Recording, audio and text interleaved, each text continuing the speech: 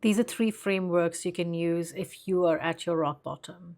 And as somebody who has made drastic changes in her life because I thought that I wasn't quite where I needed to be, I stand by these and I implement them every single time I'm going through a little something where I need to upgrade, uplift, or uplevel myself.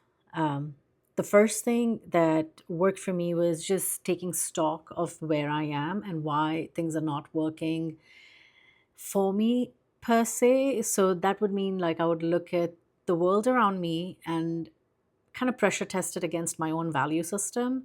And if it didn't feel like a fit, it meant that it was something I needed to assess eventually, right? So taking stock, not editing, not thinking like something has to be perfect, not thinking that you need to sugarcoat what you're finding and why you are where you are. Because whatever your consciousness was at the time of making a decision is not the same consciousness required to step out of that situation. And that's the true sort of, friction that we all go through. Not there and not quite there yet, right? So the second thing I did beyond that point is, and sometimes it'll go in parallel for you or it'll merge, just depends on your style and what works for you. What I did then was like when I saw what I saw, I was like, why did I make that choice? This doesn't seem right. I know better now. I should be doing something different, etc.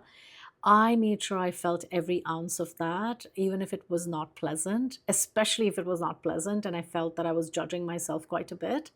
I never sugarcoated any aspect of it, of course, but then when it came to the emotion side of it, it was imperative that I felt all of it. And that means like parts that you're proud of yourself, part of it is you questioning what could have possessed you to make that decision in the first place. And you just take it for what it is, let it not make sense for a long period of time. If that's where you know it's going for the moment, you don't have to quickly correct it.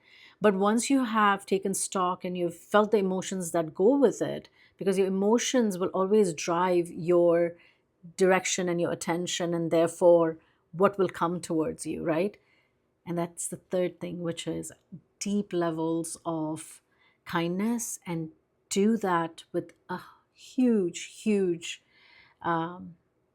steps where you take tons of action and you come up with your game plan and you execute against that game plan, and you are comfortable to test out what works, what doesn't work within the constraints of what feels good, safe, secure to you. Don't take unnecessary risks. Okay, good luck. I hope this helps. Ciao.